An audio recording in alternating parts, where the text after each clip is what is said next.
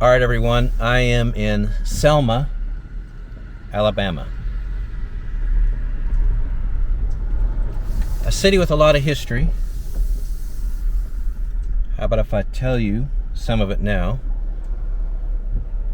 Selma was incorporated in 1820 and was an agricultural town, mainly cotton.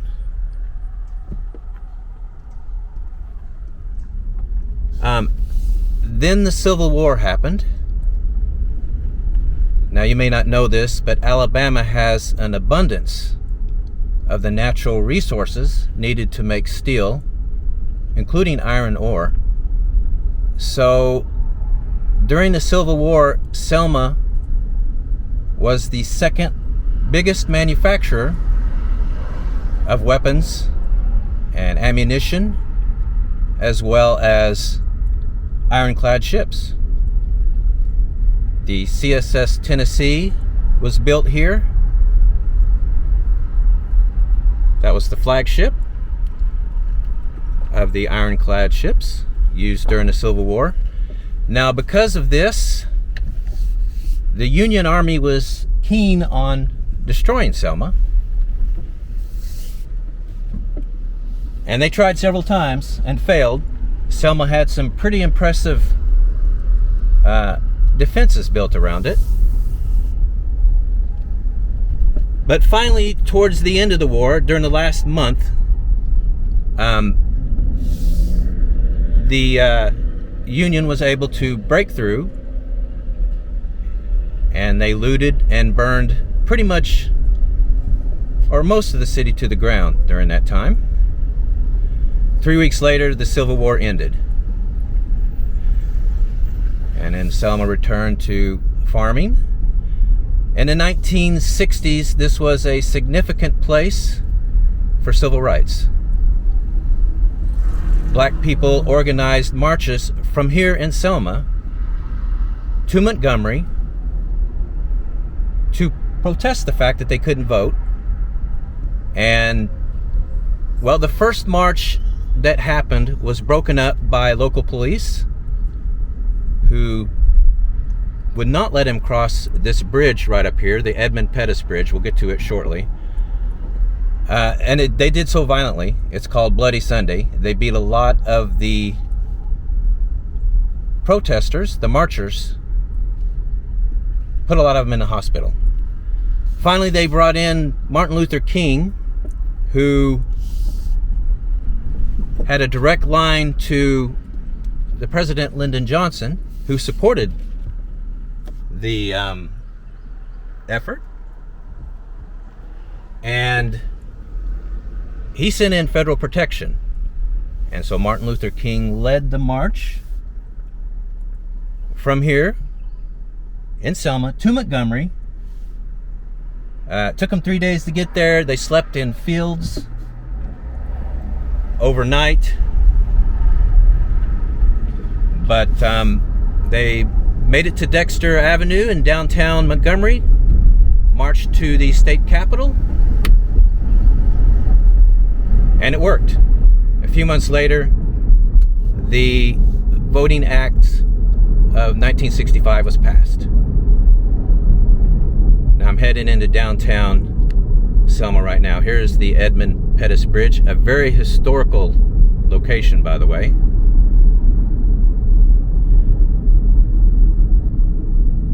Now, it may surprise you that there are over 1,200 structures and buildings in Selma that are on the National Register. But most of them are not in good condition. The city, like I said, was based on agriculture and farming. Over the years, of course, farmers don't need a lot of people to operate their farms. And so there's been mass unemployment. And the city has struggled. A lot of people have moved away. In 1960, there were nearly 30,000 people here. That was peak population. Today, 2022 estimates put it at a little over 17,000. Incomes are low, poverty is high. We'll get into those details here shortly, but you can see it in the city, the condition of it. There's just not any tax revenue because of the low incomes and the pretty high unemployment. You see a lot of this in the city. Buildings in very poor condition.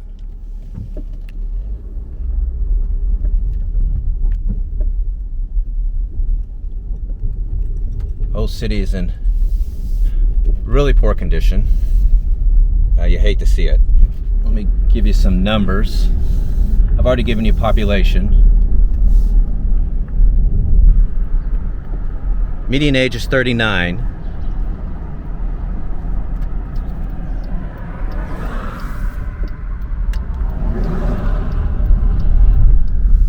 %56% of the town is female, 44% male.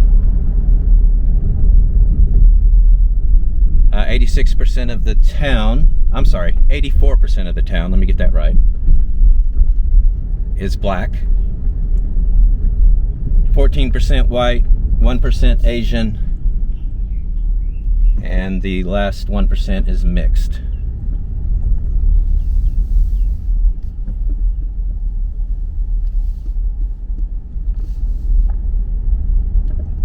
Yeah, just a lot of blight. It looks like it was maybe a apartment complex.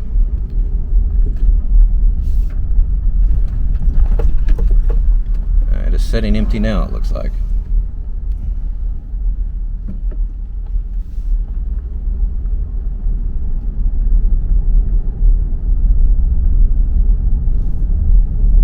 I got a Dollar General though. There it is. An abandoned gas station.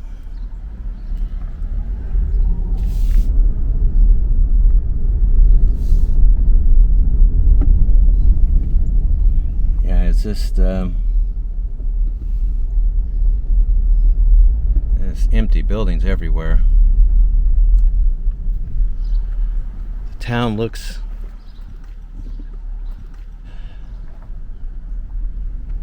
post-apocalyptic in places.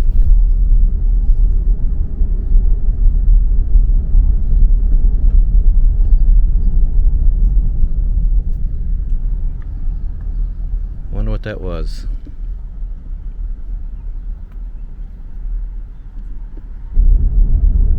Median household income $29,700 a year.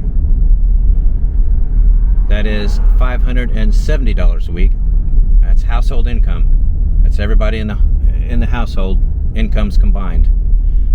Less than $600 a week. That's not really a lot to live on.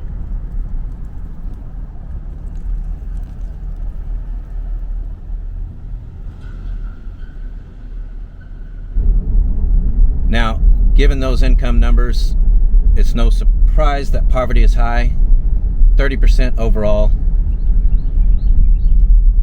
Children 17 and under, really bad, 43%. Folks 65 and older, it is 16%. 39% of the town is led by a female, the household, that is to say. Only 9% of the town has a male head of household.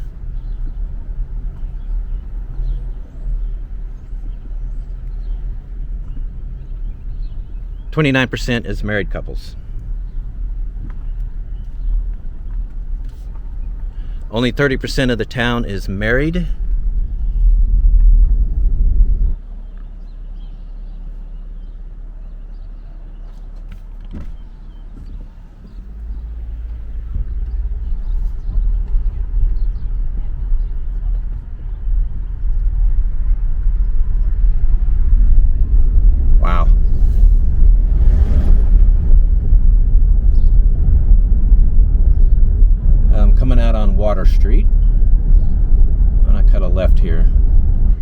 This hotel is real nice, St. James. One of the few places that has been renovated.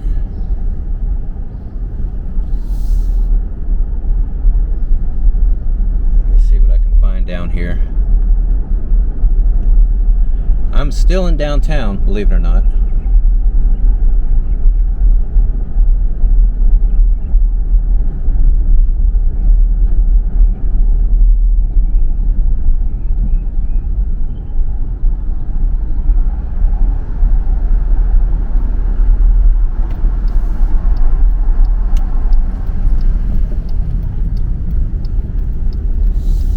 They've got some interesting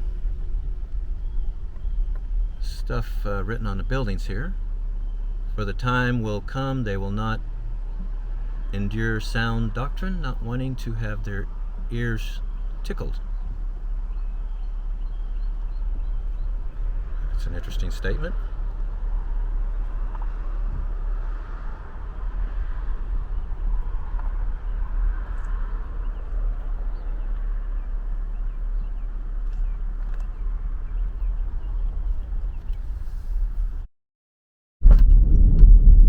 Now, let me give you some crime numbers.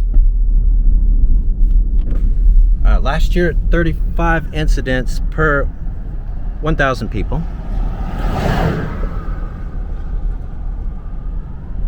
U.S. average is 23.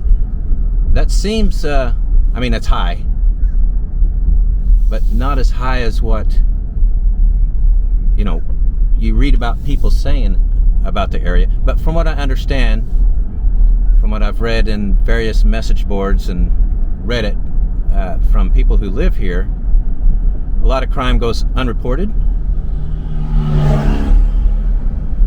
The police are not very good at responding to crimes. This is what I've read. Maybe someone who lives here can fill in with their opinion.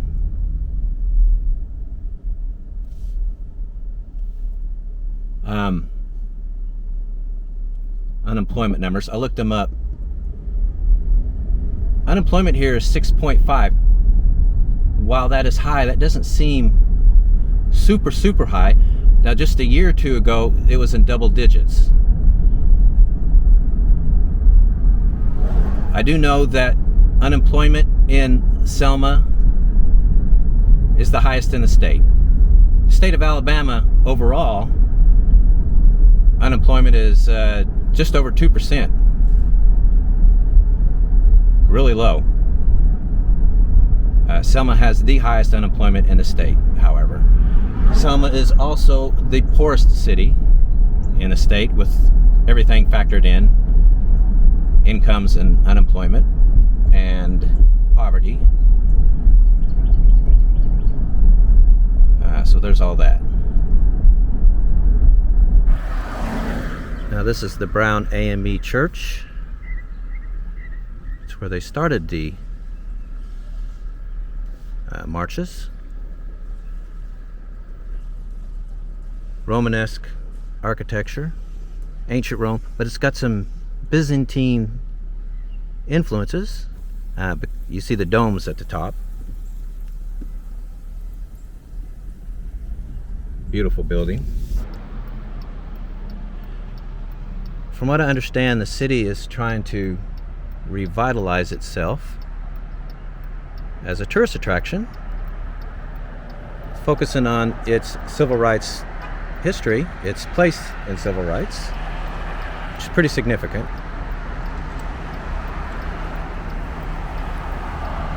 I hope they do. A place like this shouldn't be in this kind of condition. It just shouldn't be.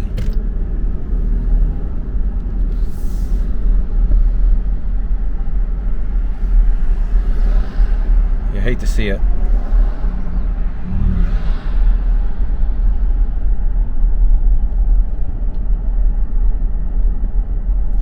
There's a lot of empty buildings here downtown.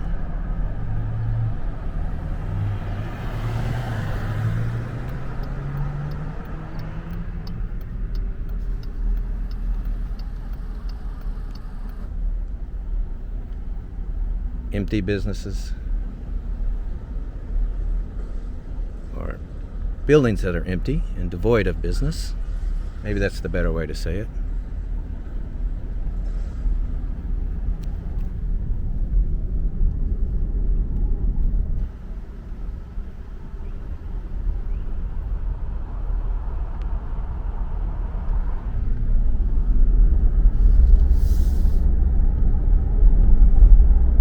One of the things you notice, though, is churches. They're everywhere.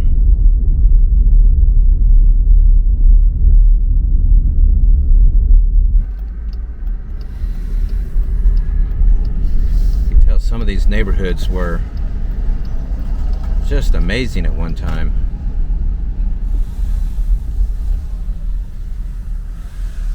They are in various states of disrepair, though, now.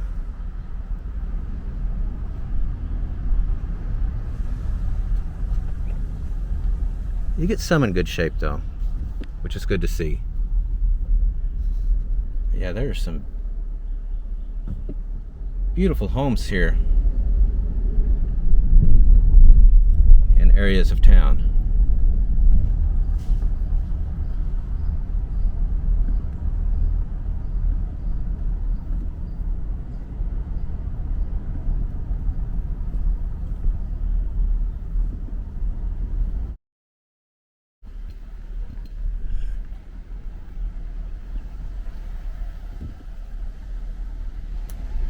I think that is probably getting prepped to be renovated. What do you guys think?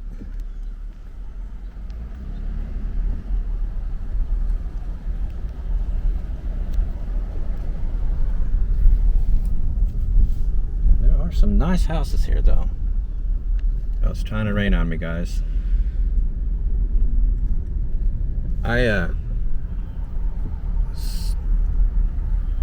saw these houses. Look like shotgun houses, don't they? And all the bright colors. They're all boarded up. I can't help but think that they had some significance as far as history is concerned. And maybe they should be preserved. I'm not sure. Some over here too.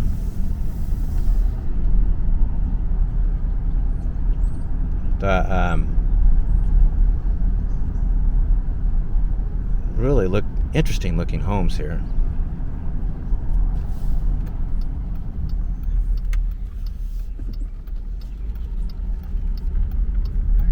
Anyway, yeah, I got some rain coming. I was trying to get here early enough to beat the rain.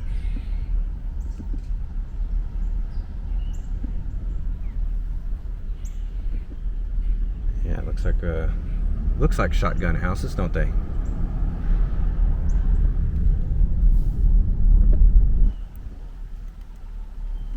Well, that is being returned to nature.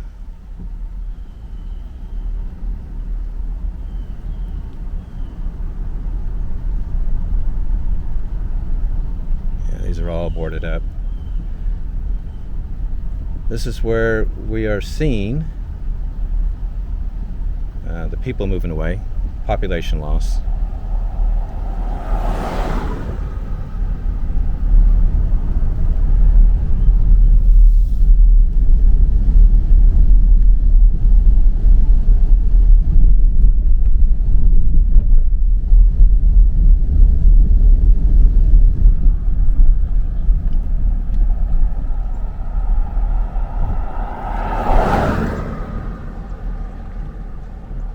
Looks like a tree is growing in that house.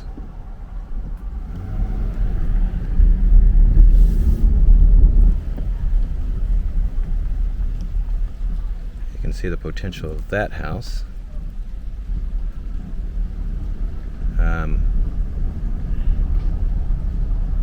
you'll see houses like these, including this one, which is just flat out incredible. at that beautiful house. And just a door or two down, here you've got houses that are in really poor shape. Well, let's not kid ourselves, unlivable, that need to be torn down. But again, the city just doesn't have the money to afford to tear them down, so they just sit here empty. That's some crazy stuff, isn't it? That is a beautiful home. This looks like an abandoned school.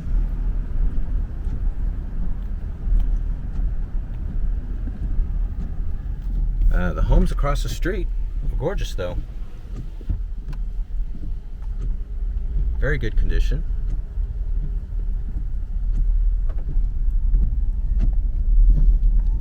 But that changes pretty quickly.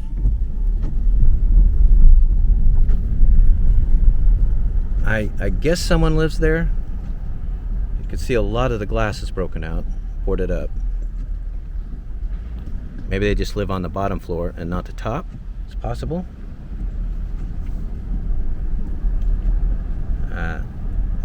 This house is on the National Register, I believe. Mabry Jones' home. So it is historic. But you can just get right across the street, another boarded up house with the roof is caved in. I don't know if you can see that. That is some interesting architecture. Beautiful house there. And you got this one, John Tyler Morgan House. It's got a placard, so it must be on a National Register, but you can see the condition it's in. It's not being taken care of. But that one is. This one is not. That house there has so much potential. You can see the roof is falling in back there in parts. And then across the street, now that house looks like it may be burned down, but there it sits.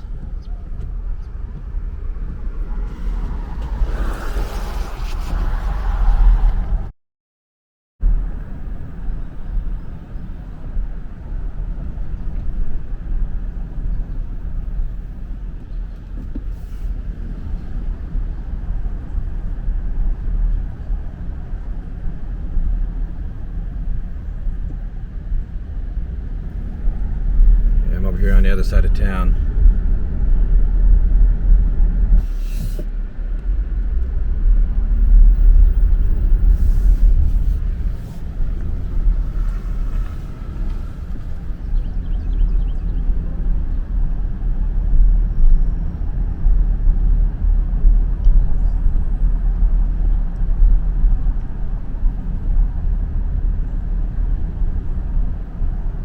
Like a house burned there.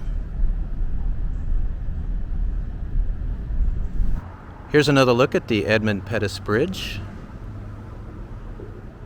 from kind of below it to the side. Of course, that's the Alabama River.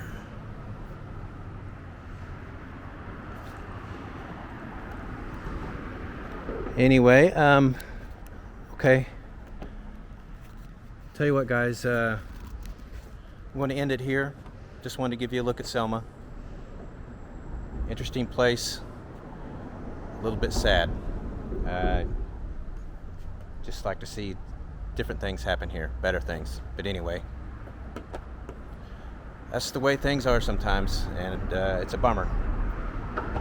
So anyway, we are heading into Mississippi next, so be looking for that.